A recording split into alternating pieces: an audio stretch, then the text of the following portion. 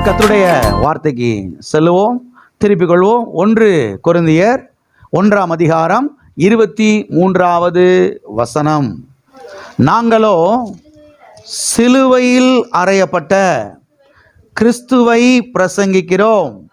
அவர் யூதருக்கு இடரலாயும் கிரேக்கருக்கு பைத்தியமாயும் இருக்கிறார். நாங்களோ சிலுவையில் அறையப்பட்ட கிறிஸ்துவை பிரசங்கிக்கிறோம். நாங்கள் யாரை பிரசங்கிக்கிறோம்? சிலுவையில் அறையப்பட்ட கிறிஸ்துவை. பாருங்க, இது கிரேக்கர்களுக்கு பைத்தியக்காரத்தனமா இருக்கிறது. ஞானிகளுக்கு, பெரிய பெரிய கல்விமான்களுக்கு, படித்த மேதைகளுக்கு, விஞ்ஞானிகளுக்கு இது பைத்தியமாக இருக்கிறது, பைத்தியக்காரத்தனமாக இருக்கிறது. என்னையா சிலுவையில் அறையப்பட்ட இயேசுவை பிரசங்கிக்கிறேன்னு சொல்லி பிரசங்கிக்கிறீங்க? அவரே பாவம் இப்படி தொங்கிக்கிட்டு இருக்கிறாரு, அடி வாங்கி தலையில் முள்முடி சுட்டப்பட்டு ரத்தத்தை சிந்தி அவரே ஒரு அனாதையை போல தொங்கிக்கிட்டு இருக்கிறாரு. இவர் எப்படி நம்மளை ரட்சிப்பார்? இவர் எப்படி நம்மளை விடுதலையாக்குவார்? இவர் எப்படி நம்மளை காப்பாற்றுவார் நீங்கள் சொல்கிறீங்க அப்படின்னு பாருங்க. அவங்களுக்கு, இந்த கல்விமான்களுக்கு, பெரிய பெரிய மேதைகளுக்கு அது பைத்தியக்காரத்தனமாக தெரியுது. ஆனால் கடவுள் என்ன பண்ணிட்டாரு? அங்கதான் ரட்சிப்பை ஏற்படுத்தி வச்சிட்டாரு. பைத்தியமாய் தோன்றுகிற பிரசங்கத்தினாலே என்று எழுதப்பட்டிருக்கிறது. சில ஆட்களுக்கு என்னையா இந்த பிரசங்கம் பைத்தியக்காரத்தனமா இருக்குது அப்படின்னு மாதிரி அவங்க யோசிக்கிறாங்க. ஆனா அந்த பிரசங்கத்தின் மூலமாய்த்தான் ஜனங்களை ரட்சிக்க தேவன் திட்டமிட்டு இருக்கிறார். சிலுவையில் அறையப்பட்ட இயேசு கிறிஸ்து அவர்தான் ரட்சகர், அவர்தான் மீட்பர். அங்கேதான் நமக்கு ரட்சிப்பு ஏற்படுத்தப்பட்டிருக்கிறது, மீட்பு ஏற்படுத்தப்பட்டிருக்கிறது. அங்கேதான் நமக்கு பாவ மன்னிப்பு உண்டாயிருக்கிறது. இயேசு கிறிஸ்துவின் ரத்தத்தினாலே நமக்கு பாவ மன்னிப்பு உண்டாயிருக்கிறது. அவர் நம்முடைய தரித்திரத்தை எல்லாம் சுமந்தார், நம்முடைய சாபத்தை எல்லாம் சுமந்தார், நம்முடைய நோய்களை எல்லாம் சுமந்தார். ஆமென். எனவேதான் நாங்களோ சிலுவையில் அறையப்பட்ட கிறிஸ்துவை என்ன செய்கிறோம்? பிரசங்கிக்கிறோம் என்று இங்கே அவர் சொல்லுகிறார். ஆகவே ஆண்டவராய் இயேசு கிறிஸ்துவை ஏற்றுக்கொள்ளாதவர்கள் இந்த காலை வேளையில் இருப்பு என்று சொன்னால், ஆண்டவராய் இயேசு கிறிஸ்துவை உங்களுடைய சொந்த இரட்சகராக, உங்களுடைய ஆண்டவராக, உங்களுடைய தேவனாக, உங்களுடைய மீட்பராக நீங்கள் என்ன செய்ய வேண்டும்? ஏற்றுக்கொள்ள வேண்டும். ஏற்றுக்கொள்ளும் பொழுது ஆண்டவராய் இயேசு கிறிஸ்து பாவத்தை எல்லாம் மன்னிப்பார், சாபத்திலிருந்து விடுதலையாக்குவார், தரித்திரத்திலிருந்து விடுதலையாக்குவார், தீமையிலிருந்து விடுதலையாக்குவார். பிள்ளி சுனியங்கள், மந்திரவாதங்கள், மாந்திரிக வேலைகள், மருந்து வேலைகள், இவைகளிலிருந்து என்ன செய்வார்? கர்த்தர் விடுதலையாக்குவார், வாழ வைப்பார், கண்ணீரையாவையும் துடைப்பார். ஆகவே உங்களுடைய நல்வாழ்வுக்காக ஆண்டவராய் இயேசு கிறிஸ்துவை ஏற்றுக்கொள்ளாதவர்கள் ஆண்டவராய் இயேசு கிறிஸ்துவை ஏற்றுக்கொள்ளுங்கள். நீங்கள் தேடுகிற சமாதானம், நீங்கள் தேடுகிற நிம்மதி இந்த ஆண்டவராய் இயேசு கிறிஸ்துவிடத்திலே உண்டு. அதை அவர் உங்களுக்கு இலவசமாய் தருகிறார். அவரை ஏற்றுக்கொள்வீர் என்று சொன்னால் இந்த சமாதானம், இந்த இளைப்பாறுதல், இந்த சாந்தி அது உங்களுடைய பங்காய் மாறும். ஆமென். வாசிப்போம். 2 கொரிந்தியர் 8ஆம் அதிகாரம் 9வது வசனம். நம்முடைய கர்த்தராகிய இயேசு கிறிஸ்துவின் கிருபையை அறிந்திருக்கிறீர்களே. அவர் ஐஸ்வர்யமுள்ளவராயிருந்தும் நீங்கள் அவருடைய தரித்திரத்தினாலே ஐஸ்வர்யவான்களாய் ஆகும்படிக்கு உங்கள் மித்தம் தரித்திரர் ஆனாரே. நீங்கள் அவருடைய தரித்திரத்தினாலே ஐஸ்வர்யவான்களாய் ஆகும்படிக்கு உங்கள் மித்தம் தரித்திரர் ஆனாரே. கடந்த பல வாரங்களாக redemption from the curse of poverty, வறுமையின் சாபத்திலிருந்து விடுதலை, வறுமையின் சாபத்திலிருந்து மீட்பு என்கிற இந்த சத்தியத்தை நாம் ஞாயிற்றுக்கிழமை காலை ஆராதனைகளிலே நாம் பார்த்து கொண்டு வருகிறோம், நாம் தியானித்து கொண்டு வருகிறோம். இதிலே இப்பொழுது இந்த போதனையின் 2ஆம் பகுதியை நாம் பார்த்து கொண்டு வருகிறோம். 2ஆம் பகுதியாக நாம் எதை பார்த்து கொண்டு வருகிறோம் என்று சொன்னால், the cross of Calvary and riches life, Kalvari சிலுவையும் ஐஸ்வர்ய வாழ்வும். கல்வாரி சிலுவையும் ஐஸ்வர்ய வாழ்வும். எல்லா கரங்களை வைத்து சொல்வோம். கல்வாரி சிலுவையும் ஐஸ்வர்ய வாழ்வும். கல்வாரி சிலுவையும் ஐஸ்வர்ய வாழ்வும். ஆமென். இதிலே கடந்த வாரத்திலே நாம் எதை பார்த்தோம் என்று சொன்னால், ஆண்டவராய் இயேசு கிறிஸ்து அவர் பண்ணின முதல் பிரசங்கம் என்ன? அவருடைய பிரசங்கத்திலே எது அடங்கி இருந்தது, அவருடைய பிரசங்கத்திலே என்ன அடங்கி இருந்தது என்பதை குறித்து நாம் பார்த்தோம். ஆண்டவராகிய இயேசு கிறிஸ்து தம் வளர்ந்த ஊராகிய நாசரேத்துக்கு போகிறார். அங்கே ஜெபாலயத்துக்கு போகிறார். அங்கே வழக்கத்தின்படியே அங்கே வேத வாக்கியம் வாசிக்கப்படுகிறது. அப்பொழுது இயேசு கிறிஸ்துவை வாசிக்கும்படியாக அழைக்கிறார்கள். இயேசு கிறிஸ்து எழும்பி நின்று அவர் வாசிக்க ஆரம்பிக்கிறார். அவருடைய கரத்திலே ஏசாயா தீர்க்க தரிசன புஸ்தகம் கொடுக்கப்படுகிறது. ஏசாயா தீர்க்க தரிசன புஸ்தகத்திலே அநேக காரியங்கள் இருக்கிறது. அவர் எதையோ வாசித்திருக்கலாம் அங்கிருந்து எடுத்து. ஆனால் குறிப்பாக அங்கே என்ன செய்கிறாரு, தம்மை குறித்து எழுதியிருக்கிற வேத வாக்கியத்தை எடுத்து என்ன செய்கிறார், வாசிக்கிறார். தரித்திரருக்கு சுவிசேஷத்தை பிரசங்கிக்கும்படி என்னை அபிஷேகம் பண்ணினார். கர்த்தருடைய ஆவியானவர் என்மேல் இருக்கிறார். தரித்திரருக்கு சுவிசேஷத்தை பிரசங்கிக்கும்படி என்னை அபிஷேகம் பண்ணினார் என்கிற இடத்தை கண்டு வாசித்து என்ன செய்கிறார், அவர் அங்கே பிரசங்கிக்கிறார். இன்றைய தினம் இந்த வேத வாக்கியம் நிறைவேறிற்று. அவருடைய வாயிலிருந்து கிருபையுள்ள வார்த்தைகள் என்ன செய்தது, புறப்பட்டு வந்தது என்பதை குறித்து அந்த இடத்துல நாம் பார்க்கிறோம். ஆகவே தரித்திரருக்கு சுவிசேஷத்தை பிரசங்கம் பண்ண என்னை அபிஷேகம் பண்ணினார் என்று அந்த வேத பகுதியிலே நாம் பார்க்கிறோம். ஆகவே ஆண்டவராய் இயேசு கிறிஸ்து பண்ணின முதல் பிரசங்கம் என்ன, தரித்திரருக்கு சுவிசேஷம். எல்லாம் சொல்லுங்க, தரித்திரருக்கு சுவிசேஷம். தரித்திரெல்லாம் தரித்திராவை கடங்க போங்க இல்லைங்க. தரித்திரெல்லாம் என்ன செய்யணும், ஐஸ்வர்யவான்களாய் மாறணும், செல்வந்தர்களாய் மாறணும், அவருடைய நாமம் அவர்கள் மூலமாய் மகிமைப்படணும். யார் ஏழைகளாய் இருக்கக்கூடாது, யாரும் பசியிலி பட்டினியில் இருக்கக்கூடாது. இதை திட்டமிட்டு கர்த்தர் பாருங்க போய் தரித்திரர்களுக்கு செய்தார், சுவிசேஷத்தை அறிவித்தார். நாமும் கூட போய் தரித்திரர்களுக்கு சுவிசேஷத்தை அறிவிக்க வேண்டும். அப்ப அபிஷேகம் எதற்கு, 10 அடி குதிக்கிறதுக்கு, வானத்துக்கு பூமிக்கும். அதுக்கா சுவிசேஷத்தை அறிவிப்பதற்கு, அதுக்குத்தான் அபிஷேகம் என்ன செய்யப்பட்டிருக்கிறது, கொடுக்கப்பட்டிருக்கிறது. இதை குறித்தெல்லாம் நிறையா நாம் பார்த்தோம். ஓகே, இதை தொடர்ந்து இன்றைக்கு இன்னொரு காரியத்தை நாம் பார்க்க போகிறோம். இன்றைக்கு நாம் எதை பார்க்க போகிறோம் என்று சொன்னால், லூக்கா எழுதின சுவிசேஷம் 6ஆம் அதிகாரம் 20ஆம் வசனத்திலே ஆண்டவர் சொன்னார், தரித்திரராகிய நீங்கள் பாக்கியவான்கள். தரித்திரராகிய நீங்கள் பாக்கியவான்கள். யார் பாக்கியவான்கள்? தரித்திரராகிய நீங்கள் பாக்கியவான்கள் என்று சொன்னார். அப்படி என்றால் தரித்திரத்தில் வாழ்வதுதான் பாக்கியமா? பதில் சொல்லுங்க. ஏழ்மையில வாழ்றதா பாக்கியமா? வறுமையில வாழ்வதா ஆசீர்வாதமா? அப்படித்தான் ஆண்டவர் சொன்னாரா? அந்த அர்த்தத்தில் தான் ஆண்டவர் அதை சொன்னாராங்க. ஆனா வசனம் என்ன சொல்லுது, தரித்திரராகி நீங்கள் பாக்கியவான்கள். எல்லாம் இருக்கிறீங்களா? இந்த வசனத்தை எடுத்து வச்சுக்கிட்டு தான் அநேகர் என்ன செய்யறது, இன்னைக்கு போட்டு உருட்டுறது. பார்த்தீங்களா அப்படின்ட்டு அந்த வசனத்தை நம்ம வாசிப்போம். இன்னைக்கு லூக்கா எழுதின சுவிசேஷம் 6ஆம் அதிகாரம் 20வது வசனம். அப்பொழுது அவர் தம்முடைய சீசர்களை நோக்கி பார்த்து, தரித்திரராகிய நீங்கள் பாக்கியவான்கள், தேவனுடைய ராஜ்யம் உங்களுடையது. தரித்திரராகிய நீங்கள் பாக்கியவான்கள், தேவனுடைய ராஜ்யம் உங்களுடையது. இந்த வசனத்தை வாசித்து தான் அநேக கிறிஸ்தவ விசுவாசிகள் என்ன சொல்றாங்கன்னா, பாத்தீங்களா இந்த வசனம் என்ன சொல்லுது, தரித்திரராகி நீங்கள் பாக்கியவான்கள் என்று சொல்லுகிறது. ஆண்டவராய் இயேசு கிறிஸ்துவே தம்முடைய வாயினால சொல்லிட்டாரு. இதுக்கு மேல என்ன ஆதாரம் வேணும்? இதுக்கு மேல என்ன ஆதாரம்?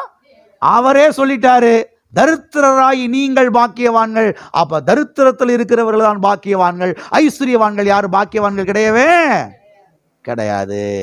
தரித்திரர்கள் எல்லாரும் நரகத்துக்கு போக வேண்டியதான். ஏழைகள் எல்லாரும் எங்க போவாங்க? அப்போ முதல்ல அவரவே பிடிச்சி வெளியே இழுத்துறணும். யார? ஆண்டவரே பிடிச்சி வெளியே இழுத்துறணும். ஏன்னா அவரை போல மகா பெரிய ஐஸ்வர்யவான் இந்த உலகத்தில் யாருமே இல்லை. ஐஸ்வர்யவான்களை நரகத்துக்கு தான் போவாங்க அப்படின்னா முதல்ல ஆண்டவரை பிடிச்சி செஞ்சிரு வெளியில.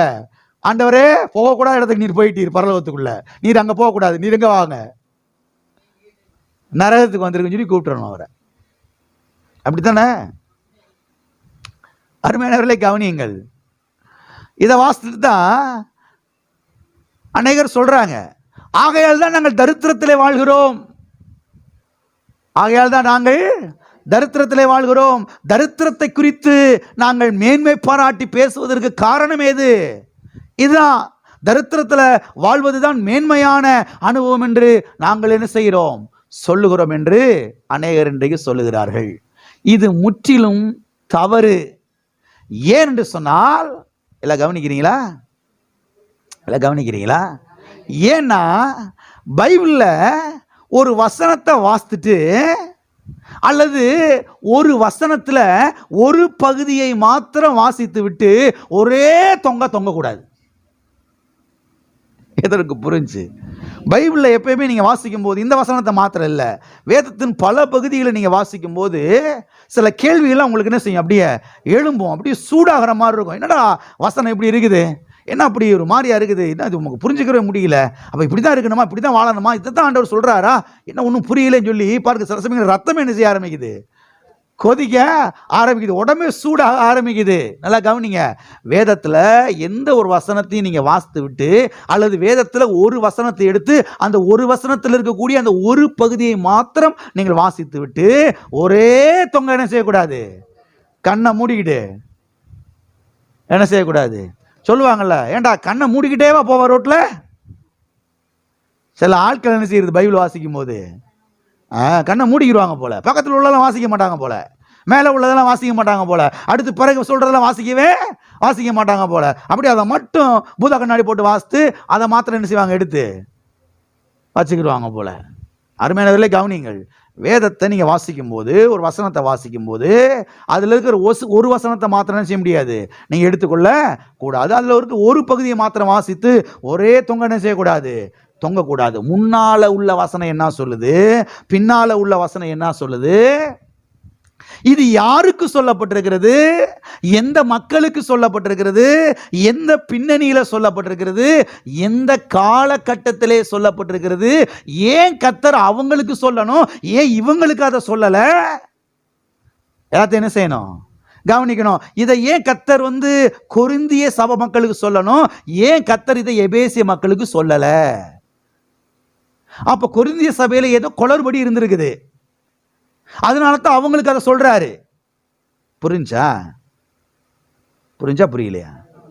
அதனால இதெல்லாம் பார்த்து தான் ஒரு வசனத்தின் சரியா நீங்க என்ன செய்யணும், எடுக்கணும். ஒரே தொங்க என்ன செய்யக்கூடாது, பிடிச்சிக்கிட்டு என்ன செய்யக்கூடாது, ஓடக்கூடாது. இந்த நாய் எத்தனை பேர் பார்த்துருக்கிறீங்க? பாஸ்டர், இது ஒரு கேள்வியா? அது இன்னைக்கு உள்ள காலகட்டத்தில் தெருவுக்குள்ள நுழைஞ்சு அதான் நிறையா இருக்குது, அதான் மெஜாரிட்டியாக இருக்குது.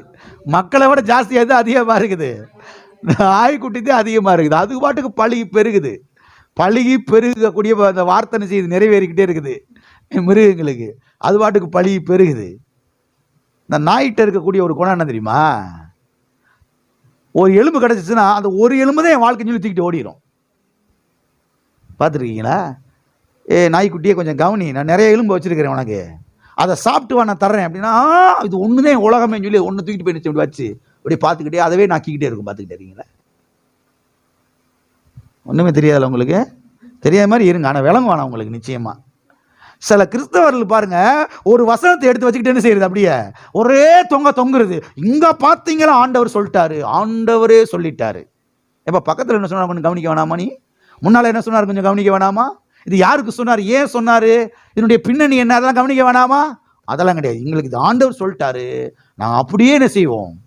அதனாலதான் என்ன செய்யறோம், தரித்திரத்தை குறித்து நாங்கள் உயர்த்தி பேசுகிறோம். தரித்திரம் தான் மேன்மையான அனுபவம், தரித்திரம் தான் உயர்ந்த வாழ்க்கை, தரித்திரம் தான் வாழ்க்கையினுடைய உச்சகட்டம். இதுதான் பரிசுத்த வாழ்க்கையின் அடையாளம். இது தரித்திரத்தில் வாழ்றது அப்படின்னு அநேகர் சொல்றாங்க. அருமையான தேவனுடைய பிள்ளைகளே கவனியுங்கள். ஆவியானவருடைய உதவியினாலே, பரிசுத்த ஆவியானவருடைய உதவியினாலே, பரிசுத்த ஆவியானவருடைய ஒத்தாசையினாலே சத்திய வேதத்தை நாம் என்ன செய்ய வேண்டும், வாசிக்க வேண்டும். ஏனென்றால் இந்த பைபிளுடைய ஆசிரியர் யாருன்னா பரிசுத்த ஆவியானவர். ஆமென், ஆமென். இந்த பைபிளுடைய எழுத்தாளர் ஒருவேளை மத்தேயுவா இருக்கலாம், ஒருவேளை லூக்காவா இருக்கலாம், ஒருவேளை யோவானா இருக்கலாம், ஒருவேளை அப்போஸ்தலனாகிய பவுலா இருக்கலாம், பேதுருவா இருக்கலாம், ஏசாயாவா இருக்கலாம், மோசேவா இருக்கலாம், சங்கீதக்காரனாய் தாவீதா இருக்கலாம், சாலமோனா இருக்கலாம். ஆனால் பைபிளுடைய ஆசிரியர் யார்? பரிசுத்த ஆவியானவர். எல்லாம் சொல்லுங்க, பைபிளுடைய ஆசிரியர் பரிசுத்த ஆவியானவர். ஆமென். எனவே அவருக்கு தான் தெரியும் இதனுடைய அர்த்தம் எல்லாமே, விளக்கம்லாம் அவருக்கு தான் தெரியும். அதனால அவரை சார்ந்து கொண்டு அவருடைய ஞானத்தினால என்ன செய்யணும்? சத்திய வேதத்தை வாசிக்க வேண்டும். ஆமென். இப்ப வாசிக்கலாமா? கீழே அடுத்த உள்ள வசனத்தை வாசிங்க. 6ஆம் அதிகாரம் 21வது வசனம். இப்பொழுது பசியாயிருக்கிற நீங்கள் பாக்கியவான்கள், திருப்தி அடைவீர்கள். இப்பொழுது அழுகிற நீங்கள் பாக்கியவான்கள், இனி நகைப்பீர்கள். விளக்கம் தேவையா? ஆண்டவர் என்ன சொல்றாருன்னா, இல்லை நல்லா கவனிக்கிறீங்களா? நல்லா கவனிங்க.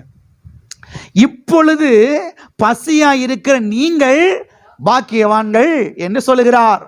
இப்பொழுது பசியா இருக்கிற நீங்கள் பாக்கியவான்கள், இனிமேல் நீங்க பசியா தான் இருப்பீங்க அப்படி சொல்றாரா? எப்படி சொல்றாரு? இப்பொழுது பட்டினியா இருக்கிற நீங்கள் பாக்கியவான்கள், இனிமேல் பட்டினியா தான் நீங்க கிடப்பீங்க அப்படிதான் சொல்றாரா? எப்படி சொல்றாரு?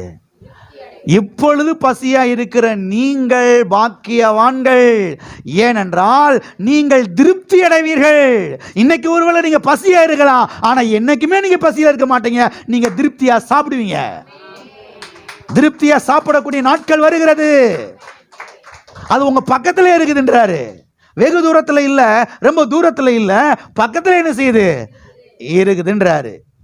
எல்லாம் இருக்கிறீங்களா? அடுத்து சொல்றாரு, இப்பொழுது அழுகிற நீங்கள் பாக்கியவான்கள், இனிமேல் அழுதுகிட்டே தான் இருப்பீங்க அப்படி சொல்றாரா? இப்பொழுது அழுகிற நீங்க பாக்கியவான்கள், நீ வாழ்நாளெல்லாம் அழுதுகிட்டே தான் இருப்பீங்கப்பா அப்படி சொல்றாரு. எப்படி சொல்றாரு? இனி என்ன செய்வீர்கள்? நகைப்பீர்கள். வாழ்நாளெல்லாம் அழுதுகிட்டே இருப்பீங்க அப்படின்னு சொல்லல. இனிமேல் என்ன செய்வீர்கள்? நகைப்பீர்கள். இனிமேல் நீங்கள் என்ன செய்வீர்கள்? புன்னகைப்பீர்கள் என்று சொல்லுகிறார். இந்த ரெண்டு காரியம் புரிஞ்சுச்சாப்ப? இப்பொழுது பசியா இருக்கிற நீங்கள் பாக்கியவான்கள் என்ன செய்வீங்க? திருப்தி அடைவீங்க. திருப்தி அடைவீங்க என்ன அர்த்தம்? ஈரத்துணி தலையை வயிற்றுல போட்டு படுத்து கிடப்பீங்க அப்படி அர்த்தமா? இல்ல திருப்தி அடைவீங்கன்னு அர்த்தம் நல்லா சாப்பிடுவீங்கன்னு அர்த்தம். வேலைக்கு முன்னேற நல்லா சாப்பிட்டு நல்லா ஆரோக்கியமா இருப்பீங்கன்னு அர்த்தம். அப்படித்தானே ஆண்டவர் சொல்றாரு. இப்பொழுது பசியா இருக்கிற நீங்கள் பாக்கியவான்கள், இனி திருப்தி அடைவீர்கள்னா இனி நல்லா சாப்பிடுவீங்க. இனி ஒரு நாள் தரித்திரத்தில் இருக்க மாட்டீங்க. இனி ஒரு நாள் ஏழ்மையில் இருக்க மாட்டீங்க. இனி ஒரு நாள் பஞ்சத்திலும் பசியில் என்ன செய்ய மாட்டீங்க? இருக்க மாட்டீங்க. இனிமேல் நல்லா இருப்பீங்க அப்படின்னு சொல்றாரு. அப்படித்தானே அர்த்தம்? இப்பொழுது அழுகிற நீங்கள் பாக்கியவான்கள், இனி என்ன செய்வீர்கள்? நகைப்பீர்கள். இனி மகிழ்ச்சியா இருப்பீர்கள். இனி சந்தோஷமா இருப்பீர்கள். வாழ்நாளெல்லாம் அழுதுகிட்டே இருக்க மாட்டீங்க. அழுது கருமாயப்பட மாட்டீங்க. இனி நல்லா இருப்பீங்க அப்படின்னு என்ன செய்யறாரு? சொல்றாரு. இந்த வசனம் விளங்கிருச்சா? இது விளங்கிருச்சுன்னா இப்ப 20 விளங்கிரும். இப்ப வாசிங்க 20 வாசிங்க. அப்பொழுது அவர் தம்முடைய சீசரை நோக்கி, தரித்திரராகிய நீங்கள் பாக்கியவான்கள், தேவனுடைய ராஜ்யம் உங்களுடையது. எல்லாம் கவனிக்கிறீங்களா? இப்பொழுது தரித்திரராகிய நீங்கள் பாக்கியவான்கள், இனிமேலும் தரித்திரராய்த்தான் இருப்பீர்கள் அப்படி சொல்றாரா? எப்படி சொல்றாரு? இப்பொழுது தரித்திரராகிய நீங்கள் பாக்கியவான்கள், இனி வாழ்நாள் எல்லாம் சாகுற வரைக்கும் நீங்க எப்படிதான் இருப்பீங்க? தரித்திரராத்தான் இருப்பீங்க அப்படி சொல்றாரா? எப்படி சொல்றாரு? என்ன சொல்றாரு? அப்ப ஆண்டவர் இங்க என்ன சொல்றாரு அப்படின்னா, நல்லா கவனிங்க. இந்த இடத்துல என்ன சொல்லப்பட்டிருக்குதுன்னா, தரித்திரராகி நீங்கள் பாக்கிய, அதுக்கு பக்கத்துல புள்ளி ஸ்டாப்பா கமாவா ரெண்டுமே இருக்குது. என்ன அவச குழப்பாயிடுச்சு. அது கமா தான் நீங்க எடுத்துக்கிறணும். அப்படி தொடர்ந்து போறாரு. புள்ளி ஸ்டாப் பண்ணல. தரித்திரராகி நீங்கள் பாக்கியவான்கள் ஸ்டாப் பண்ண அப்படியே போதும் அப்படின்னு சொல்லி சொல்லல. கண்டினியூ பண்றாரு. என்ன செய்யறாரு? கண்டினியூ பண்றாரு. என்ன பண்றாரு? என்ன சொல்றாரு? தேவனுடைய ராஜ்யம் உங்களுடையது.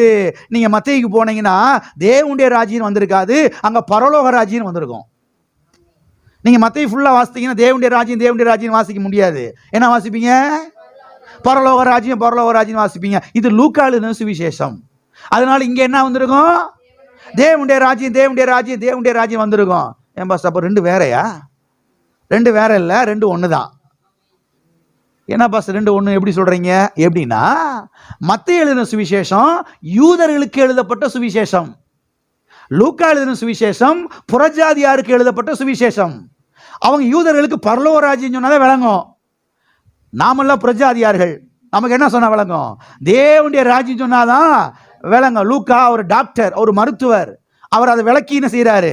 எழுதுறாரு. தொயோப்பிலுக்கு எழுதுறாரு. அப்போஸ்தலர் நடபடிகள் புஸ்தகத்தையும் லூக்கா எழுதின சுவிசேஷத்தை எழுதினவரே லூக்கா இல்லையா? லூக்கா அவர் எழுதுகிறாரு, தொயோப்பிலுக்கு எழுதுகிறாரு, நம்முடைய தன்னுடைய நண்பருக்கு எழுதுகிறார், புறஜாதி மக்களுக்கு எழுதுகிறார்.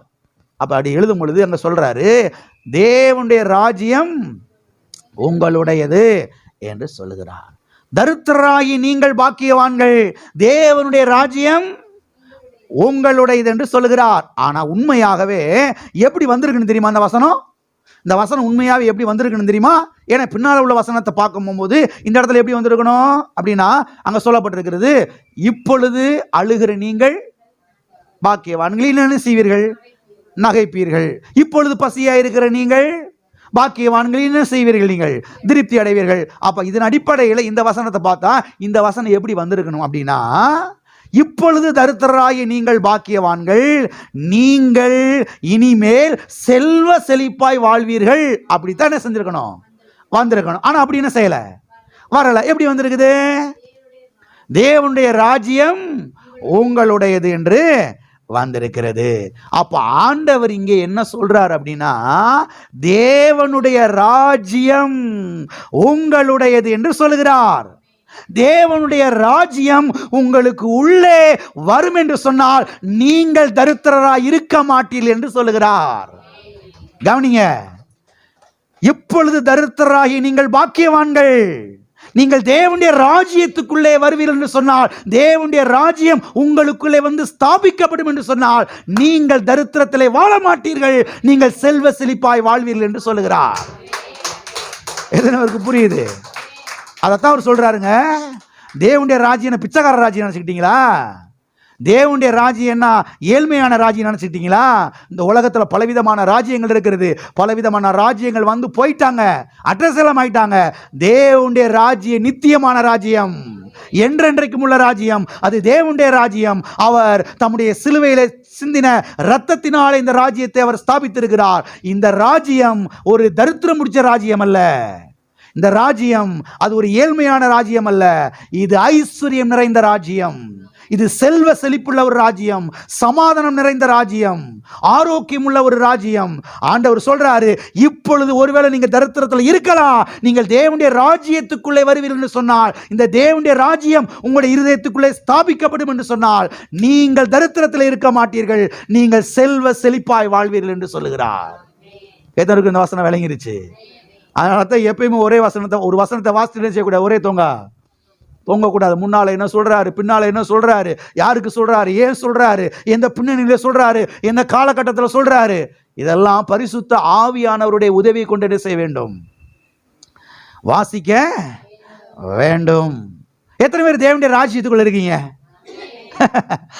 என்றைக்கு நீங்கள் இயேசுவை ஆண்டவராக ஏற்றுக்கொண்டீர்களோ அன்றைக்கு தேவனுடைய ராஜ்யம் என்ன செஞ்சிருச்சு? உங்களுக்குள்ள வந்துருச்சு. நீங்க தேவனுடைய ராஜ்யத்துக்குள்ள என்ன செஞ்சிட்டீங்க? வந்துட்டீங்க. இந்த ராஜ்யம் ஐஸ்வர்யம் உள்ள ராஜ்யம், செல்வ செழிப்பான ராஜ்யம், ஆரோக்கியம் உள்ள ராஜ்யம், நன்மைகள் நிறைந்த ராஜ்யம். ஆமென். பக்கத்துல கையை பிடிச்சு சந்தோஷமா சொல்லுங்க, நீங்க தேவனுடைய ராஜ்யத்துக்குள்ள இருக்கிறீங்க. தேவனுடைய ராஜ்யம் ஆசீர்வாதமான ராஜ்யம். ஹல்லேலூயா. நீங்க நினைச்சுக்கிட்டு இருக்கீங்களா அது தரித்திரம் முடிச்ச ராஜ்யம்னு? ஒவ்வொரு கிறிஸ்தவ விசுவாசி நாம் அடக்கணும் இந்த காரியத்தில். தேவனுடைய ராஜ்யம் பரலோக ராஜ்யம் வந்து ஒரு தரித்திரம் முடிச்ச ராஜ்யம்னு சொன்னா நான் நினைச்சு முதல்ல அடக்கணும், புத்தியா பேசணும், தவறா பேசக்கூடாது. தேவனுடைய ராஜ்யம் அது ஐஸ்வர்யம் நிறைந்த ராஜ்யம், ஆரோக்கியமுள்ள ராஜ்யம். ஆமென். இடுக்கமான வாசல் வழியாய் வருகிறவர்கள் விசாலமான வாசல் வழியாய் என்று சொல்லப்பட்டிருக்கிறது. ஆமாவா இல்லையா? வாசல் தாங்க இடுக்கம், உள்ள போன விசாலம் இருக்குது. நான் வச்சுக்கீங்க, வாசல் தான் இடுக்கமா இருக்குது, சின்னதா இருக்குது. ஆனா உள்ள போயிட்டான், அடேங்கப்பா அது இருக்குதே விசாலம். ஆனா இந்த உலகத்தின் ராஜ்யம் வாசல் எப்படி இருக்குது? அது வா வான்னு கூப்பிடுது. உள்ள போனா ஒரே போடு, அடிமைத்தனம் தான், சாராயம் தான், பீடி தான், சிகரெட்டு தான், வெத்தலை தான், சாவு தான், மரணம் தான், சாபம் தான், தரித்திரம் தான், ஏழ்மை தான். ஆனா இது பார்க்கும்போது வாசல் கொஞ்சம் இடுக்கமா இருக்கலாம், உள்ள வர்றதுக்கு சிலர் யோசிக்கிறாங்க. உள்ள வந்துட்டாங்க, செல்வ செழிப்பு தான், ஆரோக்கியம் தான், சுகம்தான், வெற்றி தான், வளமை, வாழ்வுதான். இப்பொழுது தரித்திரராகி நீங்கள் பாக்கியவான்கள், பரலோக ராஜ்யம், தேவனுடைய ராஜ்யம் உங்களுடையது. ஆமென். எனவே இந்த வசனத்தின் அர்த்தம் என்ன?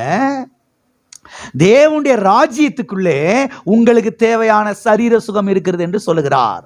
தேவனுடைய ராஜ்யத்துக்குள்ளே உங்களுக்கு தேவையான சமாதானம் இருக்கிறது என்று சொல்லுகிறார். தேவனுடைய ராஜ்யத்துக்குள்ளே உங்களுக்கு தேவையான செல்வம் இருக்கிறது என்று சொல்லுகிறார். தேவனுடைய ராஜ்யத்துக்குள்ளே உங்களுக்கு தேவையான ஐஸ்வர்யம் இருக்கிறது என்று சொல்லுகிறார். தேவனுடைய ராஜ்யத்துக்குள்ளே உங்களுக்கு தேவையான பணம் இருக்கிறது என்று சொல்லுகிறார். தேவனுடைய ராஜ்யத்துக்குள்ளே உங்களுக்கு தேவையான சொத்துக்கள் இருக்கிறது என்று சொல்லுகிறார். தேவனுடைய ராஜ்யத்துக்குள்ளே உங்களுக்கு தேவையான வீடு, வண்டி, வாகனம் எல்லாம் என்ன செய்து இருக்கிறது என்று சொல்லுகிறார். தேவனுடைய ராஜ்யத்துக்குள்ளே உங்களுக்கு தேவையான உணவு, உடை எல்லாம் இருக்கிறது என்று சொல்லுகிறார். தேவனுடைய ராஜ்யத்துக்குள்ளே உங்களுக்கு தேவையான வளமை, வாழ்வு இருக்கிறது என்று எத்தனை கிளியர் ஆயிடுச்சு? அதனால இனிமேல் ஒரு நாள் தரித்திரத்தை குறித்து என்ன செய்யக்கூடாது? உயர்த்தி பேசக்கூடாது, அதை மேன்மை பாராட்டி என்ன செய்யக்கூடாது? ஆண்டவரை சொல்லிட்டார் என்ன செய்யக்கூடாது? ஒரே தொங்கக்கூடாது. பக்கத்தில் என்ன இருக்குன்னு என்ன செய்யணும்? பக்கத்தில் இருக்குது, என்ன இருக்குது? தேவனுடைய ராஜ்யம் உங்களுடையது. பக்கத்தில் எப்படி சொல்லுங்க? தேவனுடைய ராஜ்யம் உங்களுடையது.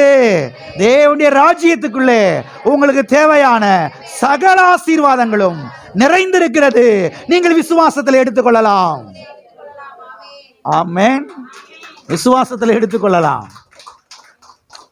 ஆமென். அப்பா அம்மா இருக்கிறாங்க, பிள்ளைக்கு தேவையான எல்லாத்தையும் வாங்கி ஃப்ரிட்ஜுக்குள்ள என்ன செய்கிறாங்க? ஸ்டோர் பண்ணி வச்சிடுறாங்க. எப்போ அப்பா அம்மா சொல்கிறாங்க உனக்கு தேவையானது போய் எடுத்துக்க பண்ணுறாங்க. இவன் எடுக்காமல் ஃப்ரிட்ஜுக்கிட்டே இப்படி நின்றுக்கிட்டு தானே எப்படி இருக்கும்? ஃப்ரிட்ஜுக்கிட்டே நின்றுக்கிட்டு தானே எப்படி இருக்கும்? ஃப்ரிட்ஜே, நான் எவ்வளோ நல்லவன் தெரியுமா? எங்கள் ஸ்கூலில் டீச்சர்கிட்ட வேணா கேட்டுப்பார், எங்கள் பிடி வாத்தியார்கிட்ட கேட்டுப்பார், நான் ஒரு ஷர்ட்டையும் செய்ய மாட்டேன். நீ ஓப்பன் ஆகி அப்படி உள்ளே நினைச்சு வெளியே வந்து வாயில் அப்படின்னு சொன்னால் திறக்க நினைக்கிறீங்க? மயங்கி கீழே விழ வேண்டியதான். அவனுக்குள்ளே ஃப்ரிட்ஜுக்கிட்டே என்ன செய்ய வேண்டியதான்? விழ வேண்டியதான். போய் திறந்து நம்ம அப்பா அம்மா நமக்காக நம்மளை நினச்சி, நம்மளை எண்ணி, நம்ம மேலே வச்ச அன்புனால, பாசத்தினால அவங்க சம்பாரிச்சுன்னு செய்யிருக்காங்க, உள்ள ஸ்டோர் பண்ணி வச்சிருக்கிறாங்க. இப்போ நான் எடுத்து என்ன செய்ய போகிறேன்? கல்வாரி சிலுவையில் நம்முடைய தகப்பன் எல்லா பாடுகளையும் பட்டு ரத்தத்தை சிந்தி எல்லா ஆசீர்வாதங்களையும் சம்பாதிச்சு அவர் ஸ்டோர் பண்ணி வச்சிருக்கிறாரு. இப்ப விசுவாசத்தினால எடுக்கணும். தேவனுடைய ராஜ்யத்துக்குள்ள எல்லா ஆசீர்வாதங்கள் இருக்குது. இப்ப நமக்கு என்ன தேவை, என்ன செய்யணும்? அப்படியே எடுக்கணும். சுகம் வேணுமா எடுக்கலாம், ஆசீர்வாதம் வேணுமா எடுக்கலாம், ஐஸ்வர்யம் வேணுமா எடுக்கலாம், வெற்றி வேணுமா எடுக்கலாம், நன்மை வேணுமா எடுக்கலாம், தீர்க்காயுஸ் வேணுமா எடுக்கலாம். எல்லாம் இருக்கிறீங்களா? விசுவாசத்துல எடுக்கணும். இங்கதான் அநேகர் தவறிடுறாங்க. தேவனுடைய ராஜ்யத்துக்குள்ள எல்லாம் இருக்குன்னு சொல்றீங்க, அப்புறம் ஒன்றும் வரமாட்டேங்குது. ஃப்ரிட்ஜை திறந்து எடுக்கணும்ல, வீட்டை திறந்து எடுக்கணும்ல, பீரோவை திறந்து எடுக்கணும்ல, குழாயை திறந்து தானே தண்ணி வரும். குழாய்கிட்ட போய் நின்றுக்கிட்டு நான் வந்து 21 உபவாசம் இருக்க போகிறேன் அப்படின்னா என்னத்தை சொல்றது? இப்போ திறக்கிறதா விசுவாசம்.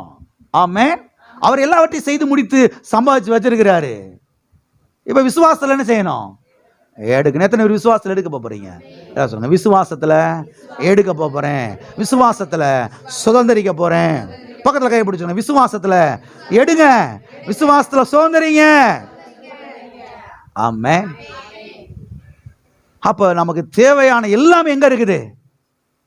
தேவனுடைய ராஜ்யத்துக்குள்ளே இருக்கிறது. ஆகையால் தான் ஆண்டவராய் இயேசு கிறிஸ்து சொன்னார், முதலாவது, இரண்டாவது கிடையாது, மூன்றாவது கிடையாது, கடைசி கிடையாது, முதலாவது தேவனுடைய ராஜ்யத்தையும் அவருடைய நீதியையும் தேடுங்கள், அப்பொழுது இவைகளெல்லாம் உங்களுக்கு கூட கொடுக்கப்படும், சேர்த்து கொடுக்கப்படும் என்று சொன்னார். வாசிப்போம். மத்தேயு எழுதின சுவிசேஷம் 6ஆம் அதிகாரம் 33வது வசனம். முதலாவது தேவனுடைய ராஜ்யத்தையும் அவருடைய நீதியையும் தேடுங்கள், அப்பொழுது இவைகளெல்லாம் உங்களுக்கு கூட கொடுக்கப்படும். ஆமென். இவைகள் எல்லாம் உங்களுக்கு கூட கொடுக்கப்படும். எவைகளெல்லாம் உங்களுக்கு கூட கொடுக்கப்படும்? இதுக்கு முந்தின உள்ள வசனங்கள்ல பார்த்தீங்கன்னா ஆண்டவர் சொல்லிக்கிட்டே வர்றாரு. மனுஷன் கவலைப்படுறான். எதுக்கு கவலைப்படுறான்? சாப்பாட்டுக்கு கவலைப்படுறான், துணிக்கு கவலைப்படுறான், தூங்குற இடத்துக்கு கவலைப்படுறான். பலவிதமான கவலைகள் மக்கள் என்ன செய்து போட்டு குடைந்து கொண்டிருக்கிறது. நீங்க கவலைப்படாதீங்க, நீங்க தேவனுடைய ராஜ்யத்தை தேடுங்க. நீங்க தேவனுடைய ராஜ்யத்தை முதலாவது தேடுனீங்கன்னா மக்கள் எல்லாம் கவலைப்படுறாங்களே அதுக்காக இதுக்காக அதுக்காக, அதெல்லாம் உங்களுக்கு கொடுக்கப்படும் கிடையாது, கூட கொடுக்கப்படும் என்று சொல்லுகிறார். ஆமென். ஆகவே தேவனுடைய பிள்ளைகள் எதை முதலாவது தேடணும்? தேவனுடைய ராஜ்யத்தை, அவருடைய வார்த்தையை, அவருடைய சபையை, அவருடைய ஆராதனையை, அவருக்கு பிரியமான காரியத்தை முதலாவது தேடும் பொழுது, சபைக்கு வாஞ்சையாய் வந்து வசனத்தை கேட்கும் பொழுது, அவருடைய வார்த்தையை ஆழமாய் வாருங்க வாஞ்சித்து உட்கொள்ளும் பொழுது, இவைகள் எல்லாம் உலக மனிதர்கள் நாடி தேடுகிறார்களே, பணம், பொருள், வண்டி, வாகனம், ஃப்ரிட்ஜ், அது இது இது எல்லாம் தேடுறாங்களே, இது எல்லாம் உங்களுக்கு என்ன செய்யப்படும்? கூட கொடுக்கப்படும், சேர்த்து கொடுக்கப்படும். அப்ப தேவனுடைய ராஜ்யத்துக்குள்ள என்ன இருக்குது? ஒரு மனுஷனுக்கு தேவையான எல்லா ஆசீர்வாதங்களும் என்ன செய்கிறது? இருக்கிறது. எனவே ஒரு மனுஷனோ ஒரு மனுஷியோ முதலாவது தேவனுடைய ராஜ்யத்தை தேடும் பொழுது, அந்த மனுஷனோ அந்த மனுஷியோ தரித்திரத்தில் இருக்க முடியாது. எதனுக்கு புரிஞ்சு? அதான் ஆண்டவர் சொன்னாரு, இப்பொழுது தரித்திரராகி நீங்கள் பாக்கியவான்கள், தேவனுடைய ராஜ்யம் உங்களுடையது. இப்ப ஒருவேளை நீங்க தரித்திரத்தில் இருக்கலாம், தேவனுடைய ராஜ்யத்துக்குள்ள வருவீர்கள் என்று சொன்னால், தேவனுடைய ராஜ்யம் உங்களுடைய இருதயத்துக்குள்ளே ஸ்தாபிக்கப்படும் என்று சொன்னால், நீங்கள் தரித்திரத்தில் என்ன செய்ய முடியாது? இருக்க முடியாது. நீங்கள் ஏழையா இருக்க முடியாது. நீங்கள் கடனுக்குள்ளே மாட்டி சிக்கி தவிக்க முடியாது. நீங்கள் செல்வ செழிப்பாய் என்ன செய்வீர்கள்? வாழ்வீர்கள். ஆமென். எனவே தேவனுடைய ராஜ்யம் அது ஆசீர்வாதமான ராஜ்யம். தேவனுடைய ராஜ்யத்துக்குள்ள எல்லா விதமான ஆசீர்வாதங்கள் என்ன செய்கிறது? அடங்கி இருக்கிறது. ஆமென். எனவே நீங்கள் தேவனுடைய ராஜ்யத்தை தேடும் பொழுது நீங்கள் தரித்திரத்தில் என்ன செய்ய முடியாது? இருக்க முடியாது. நீங்கள் ஏழைகளாய் இருக்க முடியாது. நீங்கள் ஓட்டாண்டிகளாய் இருக்க முடியாது. அப்ப அநேகர் இருக்கிறாங்களே பாஸ்டர், இன்னைக்கு சபைக்கு போயும் இன்னைக்கு அநேகர் எப்படி இருக்கிறாங்க? இதுக்கு என்ன காரணம்? இதைத்தான் கடந்த 18 வாரங்களாக நான் சொல்லிக்கிட்டே வர்றேன். பல காரணத்தை சொல்லிக்கிட்டே வர்றேன்.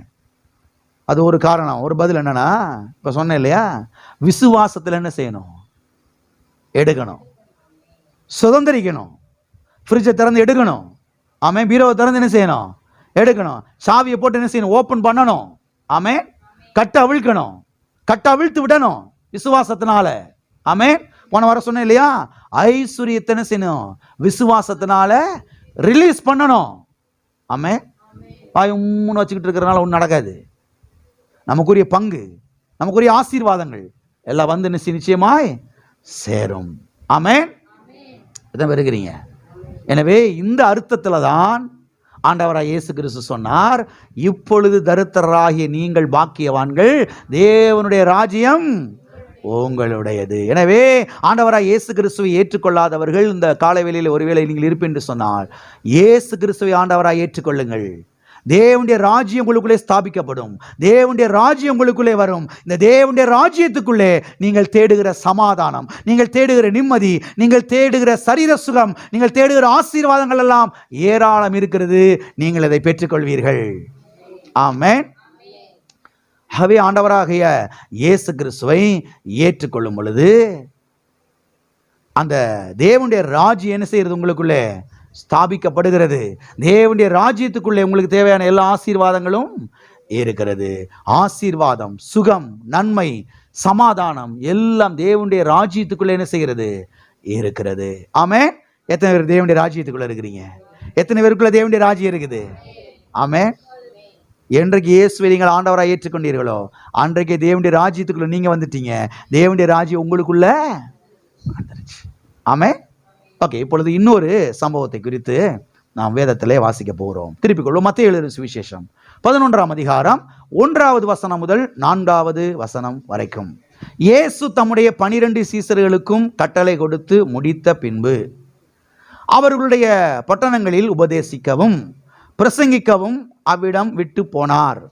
அத்தருணத்தில் காவலில் இருந்த யோவான் கிறிஸ்துவின் கிரியையை குறித்து கேள்விப்பட்டு தன் சீசரில் 2 பேரை அழைத்து, வருகிறவர் நீர்தானா அல்லது வேறொருவர் வர காத்திருக்க வேண்டுமா என்று அவரிடத்தில் கேட்கும்படி அனுப்பினான். இயேசு அவர்களுக்கு பிரதியுத்தரமாக, நீங்கள் கேட்கிறதையும் காண்கிறதையும் யோவானிடத்தில் போய் அறிவியுங்கள் என்று இங்கே ஆண்டவர் சொல்லுகிறார். எல்லாம் கவனிக்கிறீங்களா? இங்கே யோவான் ஸ்நானகன் தன்னுடைய சீசர்களிலே 2 பேரை அழைத்து, நீங்க ஆண்டவர்கிட்ட போங்க, ஆண்டவராக இயேசு கிறிஸ்துவினிடத்தில் போங்கள், போய் விசாரிச்சுட்டு வாங்க அப்படின்னு இந்த 2 சீசர்களை அனுப்பிச்சு வைக்கிறாரு. போய் அவங்க கேட்குறாங்க, ஆண்டவரே வருகிறவர் நீர்தானா அல்லது வேறு ஒருவர் காத்திருக்க வேண்டுமான் என்று யோவான் ஸ்நானம் என்ன செய்கிறாரு? கேட்குறாரு. நாங்கள் போய் என்ன பதில் சொல்ல, எங்களுக்கு பதில் கொடுங்க அப்படின்னு அவங்க வந்து நிற்கிறாங்க. அதுக்கு இயேசு கிறிஸ்து பதில் சொல்கிறாரு. என்ன பதில் சொல்கிறாரு? நீங்கள் கேட்கிறவைகளையும் நீங்கள் காண்கிறவைகளையும் போய் என்ன செய்யுங்கள், யோவானுக்கு என்ன செய்யுங்கள், அறிவியுங்கள் என்று சொல்லுகிறார். எல்லாம் கவனிக்கிறீங்களா? சரி, இவங்க கேட்டதும் பார்த்தது என்ன? இவங்க என்ன, நல்லா கவனிக்கிறீங்களா? ஆண்டவர் என்ன பதில் சொல்றாரு? நீங்க பார்க்கிறத அப்படியே போய் என்ன செய்யுங்க, யோவான்ட்ட சொல்லுங்க. நீங்க கேட்கறத அப்படியே போயிட்டு செய்யுங்க, யோவான்ட்ட சொல்லுங்க அப்படின்னு சொல்றார். சரி, இப்போ கேள்வி என்னன்னா, இவங்க என்ன கேட்டாங்க, இவங்க என்ன பார்த்தாங்க? அதைத்தானே போய் சொல்லணும். இவங்க என்ன பார்த்தாங்க தெரியுமா? இவங்க என்ன கேட்டாங்க தெரியுமா? அடுத்த வசனம் பதில் சொல்லுது. 5ஆம் வசனம்.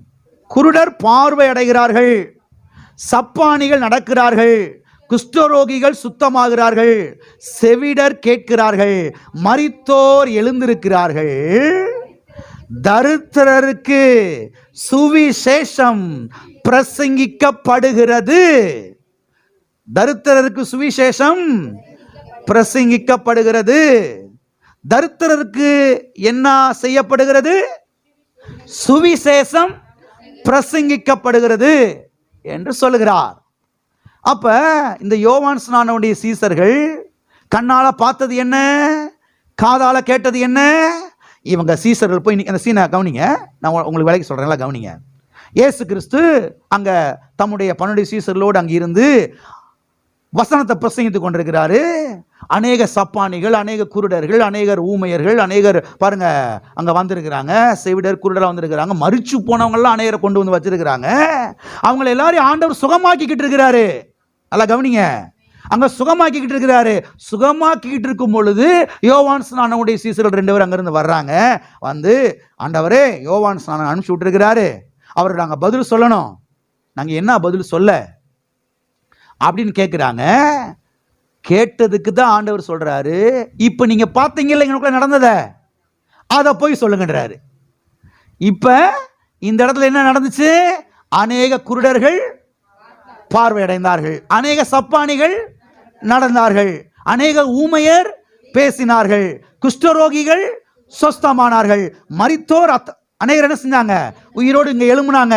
அதெல்லாம் நீங்க பார்த்தீங்கல்ல, அதெல்லாம் போய் என்ன செய்யுங்க, யோவான் ஸ்நானகனுக்கு நீங்கள் கண்டவைகளையும் நீங்கள் கேட்டவைகளையும் போய் யோவான் ஸ்நானகனுக்கு என்ன செய்யுங்கள், அறிவியுங்கள் என்று சொல்லுகிறார்.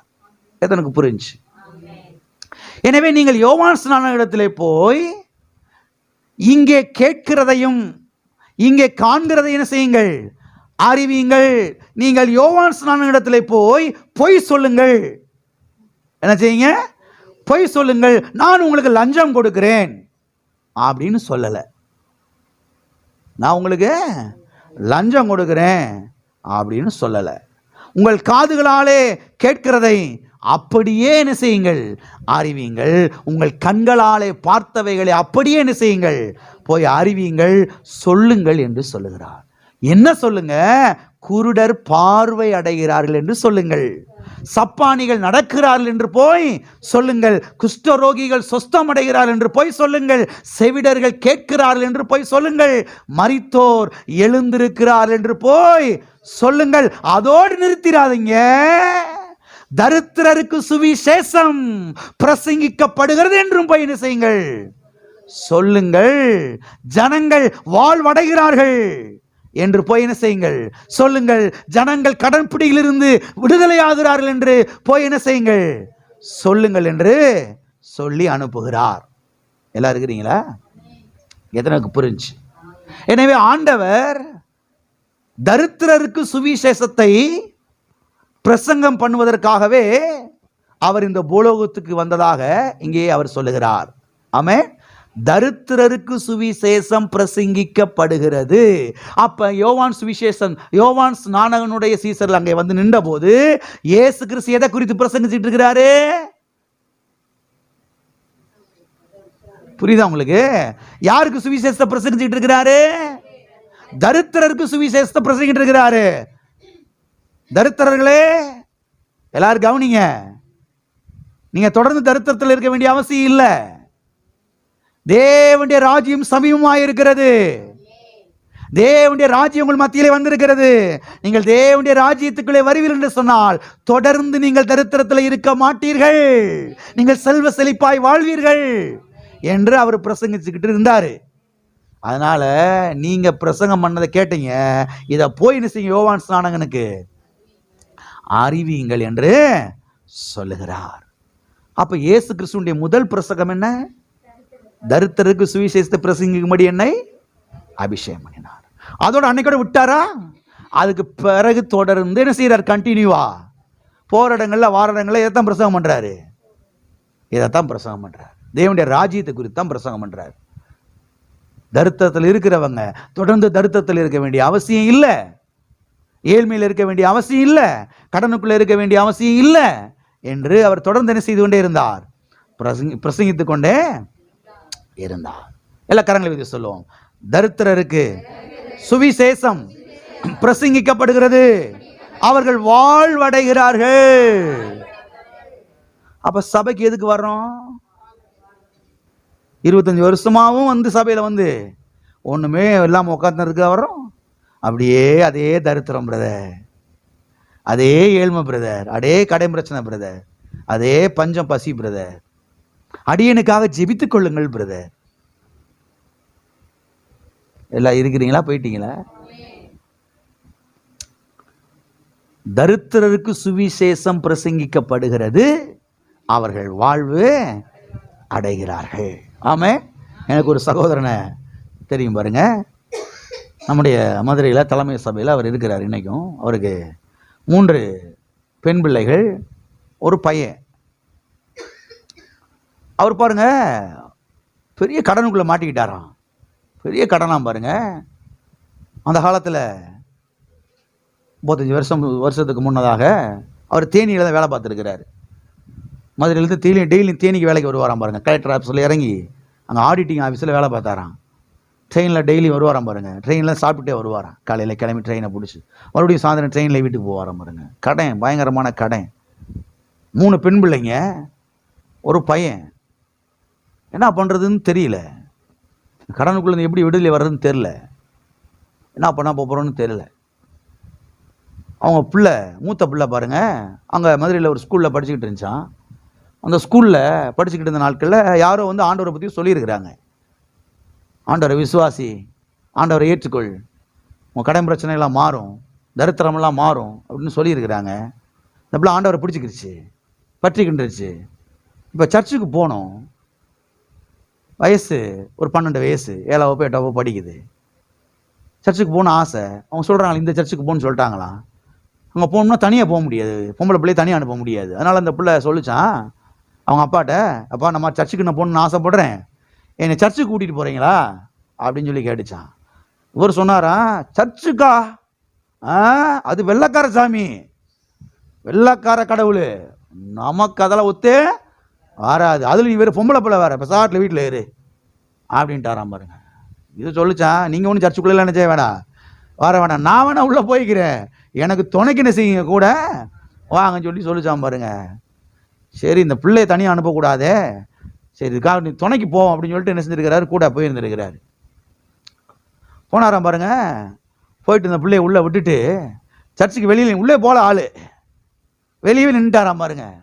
அங்கே ஆராதனை நடக்குது, பிரசங்கம் நடக்குது பாருங்க. பிரசங்கம் நடந்துகிட்டு இருக்கும்போது அங்கே பாஸ்டர்னு பிரசங்கம் பண்ணிட்டு இருக்கிறாராம் பாருங்க. நீ அநேக ஜாதிகளுக்கு கடன் கொடுப்பாய், நீயோ கடன் வாங்காதிருப்பாய். அந்த வார்த்தை நேர வாசல் வழியா வந்து இவருக்குள்ள போச்சான் பாருங்க.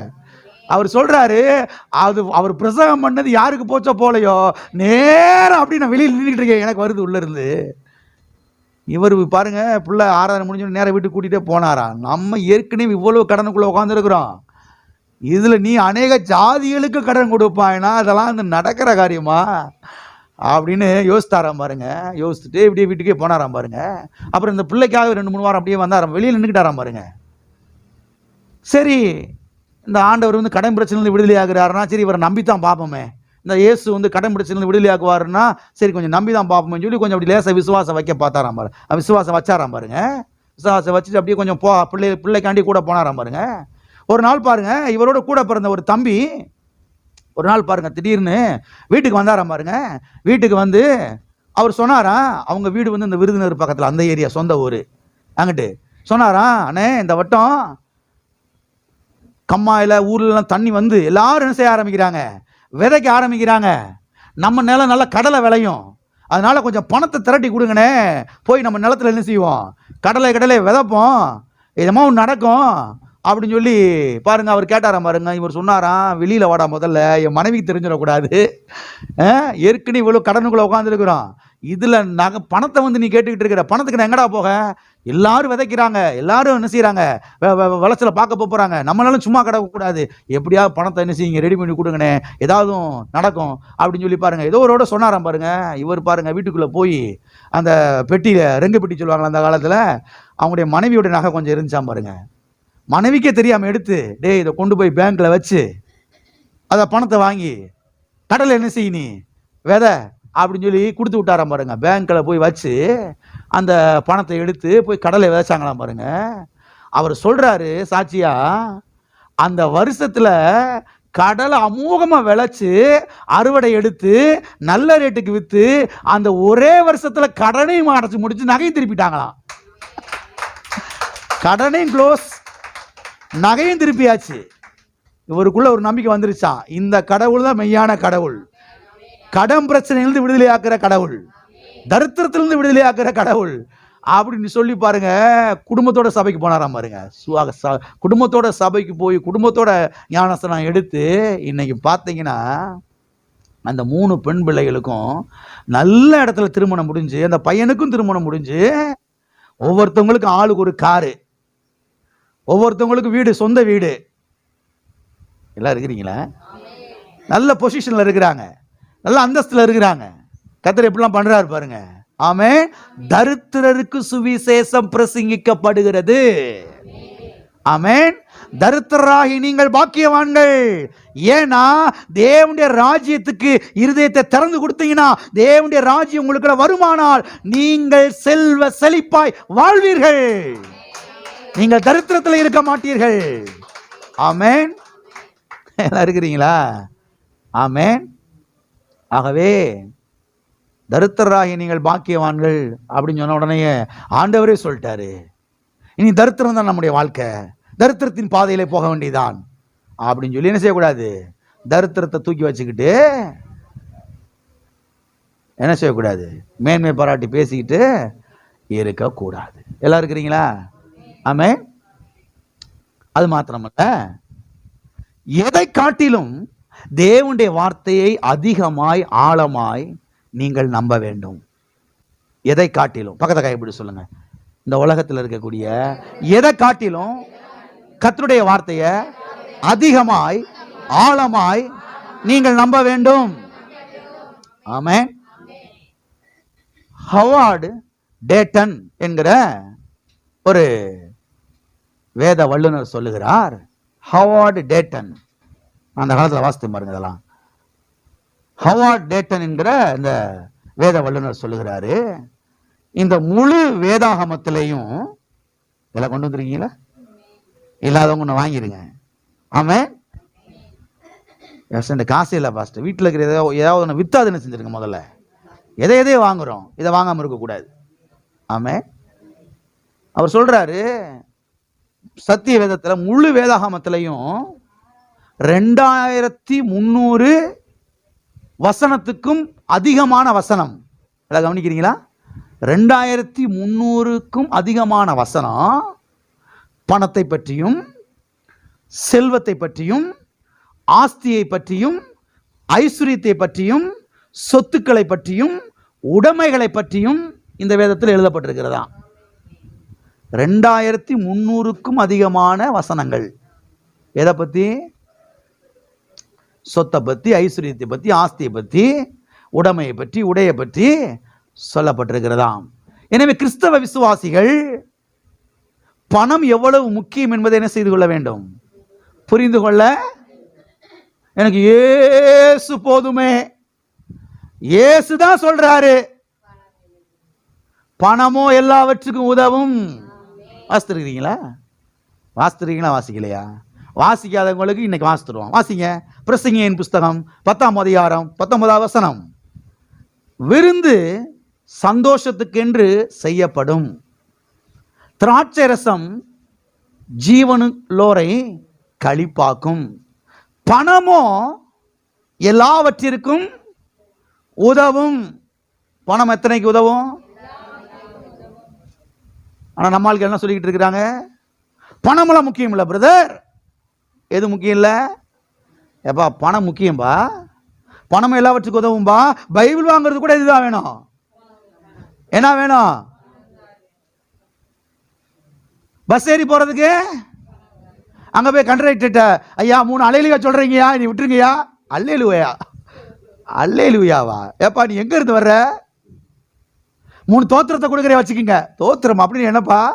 ஏப்பா பணத்தை கொடுக்கலன்னு வெளியே இறங்குப்பா முதல்ல. நீ அங்கே போய் அல்லேலூயாலாம் சொல்ல முடியாது, 3 தோத்திரத்தை செய்ய முடியாது, பணத்தை கொடுக்கணும்.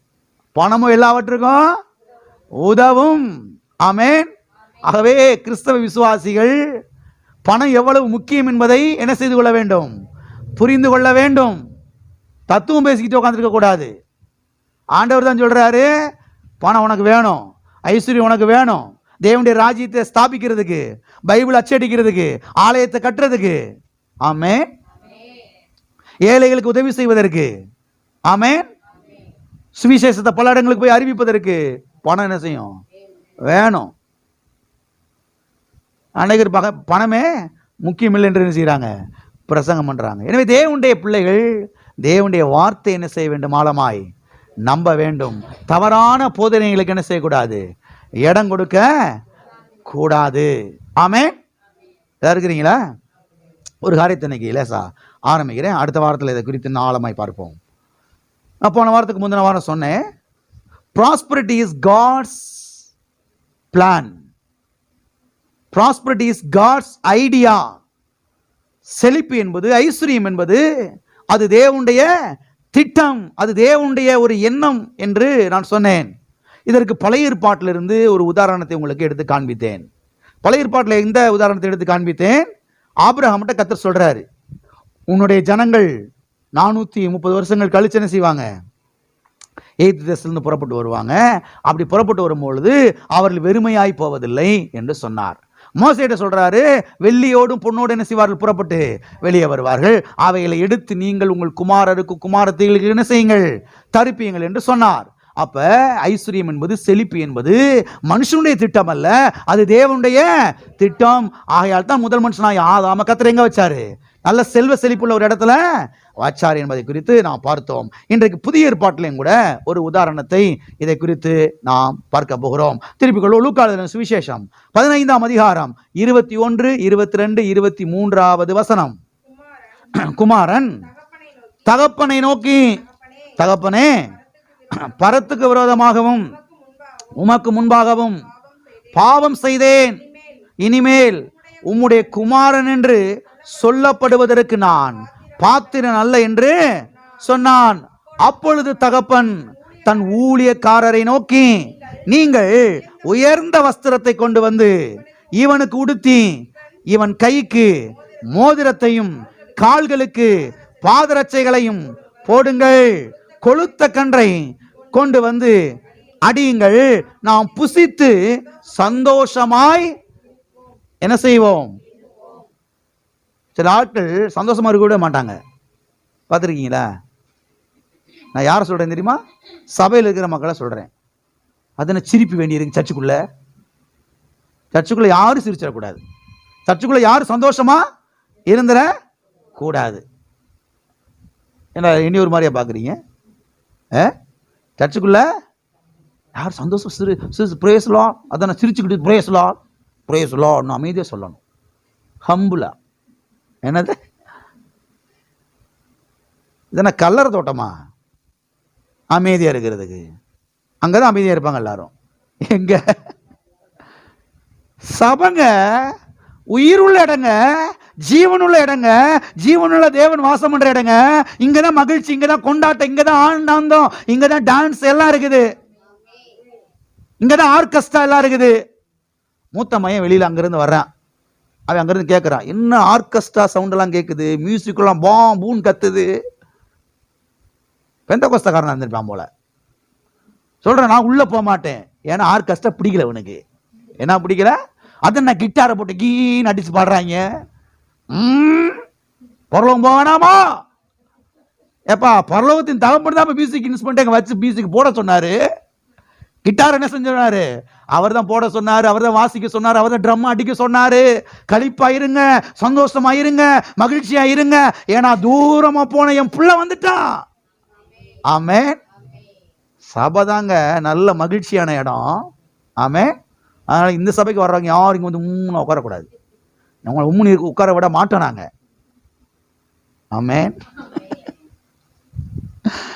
இங்க சொல்றாரு தகப்பன், என்ன சொல்றாரு?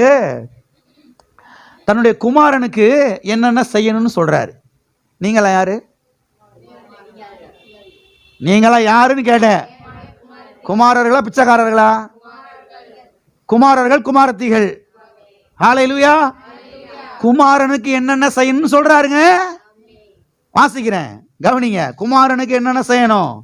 அப்பொழுது தகப்பன் தன் ஊழியக்காரரை நோக்கி, வேலைக்காரரை நோக்கி, நீங்கள் உயர்ந்த வஸ்திரத்தை கொண்டு வந்து என்ன செய்யுங்கள்?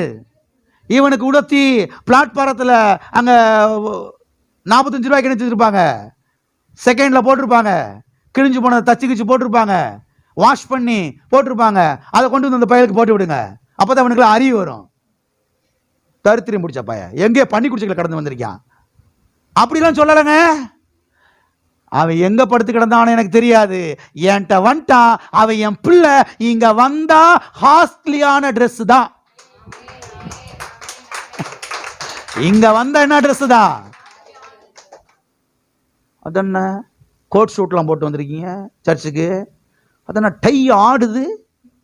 அதென்ன அங்க ஒரு பின்னு வேற மின்னுது, மின்னு பட்டு சேலை கட்டிட்டு வந்திருக்கீங்களா சர்ச்சுக்கு? தகுதியான வஸ்திரம் உடுத்தி வர வேண்டும் என்று பைபிள்ல சொல்லியிருக்குது. நீங்க வாசிக்கலையா? சரி, தகுதியான வஸ்திரம் என்னன்னு சொல்லிருங்க. தகுதியான வஸ்திரம் என்ன? உலகத்தில் இருக்கிற எல்லா மக்களும் கலர் கலரா போடுறாங்க. அப்ப நம்ம எதைத்தான் போடணும்? வெள்ளையத்தான். அதுதான் தகுதியான வஸ்திரம்னு இவங்க சொல்றாங்க. இங்க அப்பா சொல்றாரு, உயர்ந்த வஸ்திரத்தை கொண்டு வந்து என்ன செய்யுங்க. இதை குறித்து நான் அடுத்த வாரம் ரொம்ப ஆழமா நான் சொல்ல போறேன். இதை கவனிங்க. அடுத்து சொல்றாரு, என்ன சொல்றாரு? என்ன சொல்றாரு? கைக்கு மோதிரம். எதுக்குங்க? எத்தனை பேர் கை கொண்டு வந்துருக்கீங்க? பாஸ்டர் காஃபி குடிச்ச காலையில் அங்கே வச்சுட்டு வந்துட்டேன் பாஸ்டர். கை கொண்டு வந்துருக்கீங்களா? கைக்கு மோதிரம். பக்கத்தில் கையை பிடிச்சு சொல்லுங்க, உங்க கைக்கு கர்த்தர் மோதிரத்தை தர்றாரு. கள்ளப்போதகம், கள்ளப்போதகம். டிவியில பார்த்துட்டு சில ஆட்கள் கள்ளப்போதகாரன் இவங்க. ஏப்பா, கள்ளப்போதகாரனா அவர் தான் முதல்ல கள்ளப்போதகாரன். எவரு? அப்பா. அவர் தானே மோதிரத்தை மாட்ட சொல்றாரு, அதைத்தானே நான் வாசித்து காமிச்சுப்பேன். பிளாஸ்டிக்ல மோதிரம் போட்டு விட்டுருப்பாரு நீங்க நினைக்கிறீங்க? ஸ்கூல் வாசல் வைப்பாங்களே 5 பைசாவுக்கு அந்த காலத்தில் ஒரு மிட்டாயி அதோட சேர்ந்து ஒரு பிளாஸ்டிக் மோதிரம் பிள்ளைங்க போட்டு வந்து அம்மாட்ட வந்து காமிக்க, அம்மா நான் மோதிரம் போட்டிருக்கேன். பரலோகத்தின் தகப்பன் பிளாஸ்டிக்ல மோதிரம் போட்டு விட்டுருப்பா நினைக்கிறீங்களா? சிலர் சொல்றாங்க, பழைய ஏற்பாட்டில் நீங்க வாசித்து காமிச்சிங்க, அவர்கள் வெள்ளி உடைமையோடும் பொண்ணு உடைமையோடு புறப்பட்டு வந்தாங்க, அதை உங்கள் குமாரருக்கும் குமாரத்திகளுக்கும் தரிப்பித்தார்கள் என்று. அது பழைய ஏற்பாடு பிரதர். புதிய ஏற்பாட்டில் எங்க இருக்குது? புதிய ஏற்பாடு வந்தா இருக்குது பாருங்க. அப்பா குமாரனுக்கு என்ன போட்டு விடுறாரு? என்ன போட்டு விடுறாரு? மோதிரம் போட்டிருக்கும், யாரும் கழட்ட வேணாம், போட்டுக்குங்க. ஒருவேளை பாஸ்டர் கழட்ட சொல்லுவார் சொல்லி பின்னில மறைச்சிக்கலாம் வச்சுக்கிறாதீங்க, சும்மா போடுங்க, தைரியமா போடுங்க. பாஸ்டர் பரலோகம் போகணாமா பாஸ்டர்? நிச்சயமா பரலோகம் போவீங்க. ஏன்னா நம்முடைய தகப்பன், நம்முடைய ஆண்டவராக இயேசு கிறிஸ்து தங்கத்துல பெல்ட் கட்டி இருக்கிறாரு. உங்களுக்கு தெரியுமா? இங்க யாரும் தங்கத்துல பெல்ட் கட்டிருக்கீங்களா? அவர் தங்கத்துல பெல்ட் கட்டி இருக்கிறாருங்க. வெளிப்படுத்தும் சுவிசேஷத்துல வாசிக்கிறோம். ஆமே. அடுத்து சொல்றாரு, பாதரட்சை என்ன செய்யுங்க? போட்டு விடுங்க. செருப்போட தான் போனேன் அந்த பையன், செருப்பு எங்க கொண்டு விட்டானு தெரியல, எந்த சாரா கடையில் விட்டானு தெரியல, எந்த இடத்துல விட்டானு தெரியல. சரி விடு, போய் தொலையுது. அப்பாட்டு நிறைய ஷூல நிறைய இருக்குது, ஷூல கொண்டு வாங்க. அவனுக்கு எந்த ஷூ பிடிக்கும் போட்டு விடுங்க. ஆமே. பிரதர் செருப்புலாம் போடக்கூடாது பிரதர், பொருளும் போவானாமா பிரதர்? எப்ப செருப்பு யார் சொல்றா? அப்பதான் போட்டு விட சொல்றாரு. அடுத்து சொல்றாரு, கொளுத்த கன்றை செய்யுங்கள், அடிங்க, நல்லா பிரியாணியை செய்யுங்க. என்ன செய்யுங்க? என்ன செய்யுங்க? சிலருக்கு குற்ற உணர்வோடு அந்த பிரியாணி எடுத்து வாயில வைப்பாங்க. பரலோகம் போமா போக மாட்டோமா? ஆண்டவரே பரலோகம் நான் போகணும் ஆண்டவரே, ஏதோ ஆசைப்பட்டு பிரியாணி மேல கத்த சொல்றாரு. நல்லா சாப்பிடுப்பா, சும்மா தைரியமா பயப்படாம சாப்பிடு, பிரியாணி செய்ய நல்லா. எங்க வீட்டு பக்கத்துல பாருங்க, மதுரையில எங்க வீட்டு பக்கத்துல ஒரு பாஸ்டர் குடியிருந்தார் அந்த காலத்துல. ரொம்ப வருஷமா அப்புறம் எங்களுக்கு தொடர்பு இல்லாமல் போயிடுச்சு. இப்போ சமீபத்தில் ஃபேஸ்புக்கில் வந்து கான்டாக்ட் ஆனார் என்கிட்ட. ஹாய் எப்படி இருக்கீங்கன்னு கேட்டார். அவர் சொல்லுவார் பாருங்க, ஒரு பாஸ்டர் அவர் சொல்லுவார், டேனியல் கத்தர் ஆண்டவர் அடி எனக்கு டெய்லியும் கஞ்சியும் ஊறுகாயும் கொடுத்தா எனக்கு போதும் சொல்லுவார். கையை நீட்டி என்கிட்ட சொல்லுவார், கஞ்சியும் ஊறுகாயும் டெய்லி எனக்கு ஆண்டவர் கொடுத்தா. ஒரு பாஸ்டருங்க, கேரளாக்கார பாஸ்டர் இங்க வந்தாரு. பிசாசு ஜனங்களுடைய மனதை எப்படி திறப்பி விட்டுருக்கான் பாருங்க. அப்பா பிரியாணின்னு சொல்றாரு, இவங்க சொல்றாங்க எனக்கு கஞ்சியும் ஊறுகாயும் போதும் ஆண்டவரே. என்னப்பா உன்னுடைய பெரிய பஞ்சாயத்தா இருக்குது? நான் பிரியாணி போடுறேன், கொளுத்த கன்று அடிக்கிறேன்னு சொல்றேன், நீ இனிமே கஞ்சி ஊறுகான்ற. எல்லாம் இருக்கிறீங்களா? ஐஸ்வர்யம் என்பது மனுஷனுடைய திட்டம் அல்ல, அது தேவனுடைய திட்டம் என்பதை இந்த காலை வேளையிலே புரிந்து கொள்ளுங்கள். அவர் உங்கள் மித்தம் தரித்திரர் ஆனாரே, நீங்கள் அவருடைய தரித்திரத்தினாலே ஐஸ்வர்யவான்கள் ஆயுமடிக்கு உங்கள் மித்தம் தரித்திரர் ஆனார். எல்லா கண்களை மூடி நாம் ஜெபிப்போம். அடுத்த வாரத்தில் தொடர்ந்து பார்க்கலாம். இல்ல அடுத்த வாரத்தில் இங்கிருந்து நாம் தொடரலாம். நிறைய இருக்குது இந்த வேத பகுதியில். ஹல்லேலூயா. தேவனுடைய ராஜ்யம் உங்களுடையது, தேவனுடைய ராஜ்யம் உங்களுடையது. தேவனுடைய ராஜ்யத்துக்குள்ளே சுகம் இருக்கிறது, தேவனுடைய ராஜ்யத்துக்குள்ளே நன்மை இருக்கிறது, தேவனுடைய ராஜ்யத்துக்குள்ளே வெற்றி இருக்கிறது, தேவனுடைய ராஜ்யத்துக்குள்ளே ஆசீர்வாதங்கள் இருக்கிறது, தேவனுடைய ராஜ்யத்துக்குள்ளே ஜீவன் இருக்கிறது, தேவனுடைய ராஜ்யத்துக்குள்ளே நீடி ஆயுள் இருக்கிறது, தேவனுடைய ராஜ்யத்துக்குள்ளே எல்லா வளங்களும் இருக்கிறது. அந்த தேவனுடைய ராஜ்யம் உங்களுக்குள்ளே வந்திருக்கிறது. தேவனுடைய ராஜ்யம் ஒரு ஓட்டாண்டியான ராஜ்யம் கிடையாது. தேவனுடைய ராஜ்யம் தரித்திரமான ராஜ்யம் கிடையாது. அது ஐஸ்வர்யம் நிறைந்த ராஜ்யம், ஆசீர்வாதமான ராஜ்யம், நன்மை நிறைந்த ராஜ்யம், சமாதானம் நிறைந்த ராஜ்யம். ஹல்லேலூயா. தகப்பனே, இயேசு நாமத்தில் உம்முடைய சமூகத்திலே நாங்கள் வருகிறோம். ஆசீர்வதிக்கப்பட்ட நல்ல இந்த வேலைக்காய் நாங்கள் ஸ்தோத்திரிக்கிறோம் கர்த்தாவே. பரிசுத்த ஆவியானவரே, உம்முடைய வார்த்தைகளை கொண்டு எங்களோடு பேசினபடியால் ஸ்தோத்திரம். தொடர்ந்து உம்முடைய வார்த்தை கொண்டு எங்களோடு இன்றைக்கு பேசுவீராக, தொடர்ந்து பேசுவீராக ஆண்டவரே. தகப்பனே, உம்முடைய வார்த்தையினாலே எங்களை பலப்படுத்தும். ஆவியானவரே, இந்த வசனத்தில் எங்களுக்கு விலைக்கு காண்பித்தீரே, எங்களை விடுதலையாக்கினீரே கர்த்தாவே. ஓ தேவனே, உமக்காக நாங்கள் இந்த பூமியிலே செல்வ செழிப்பாய் வாழ வேண்டுமே. நீர் கல்வாரி சிலுவையிலே பட்ட பாடுகள் ஒரு நாள் வீணாய் போய்விடக் கூடாதே. உம்முடைய நாம மகிமைப்பட வேண்டுமே, அதற்காகவே நாங்கள் செல்வ செழிப்பாய் வாழ வேண்டுமே. ஓ தேவனே, உம்முடைய வார்த்தைகளை பிள்ளைகள் பிடித்துக் கொண்டு சுகமாய் இருப்பார்களாக. இயேசு நாமத்தில் பிதாவே.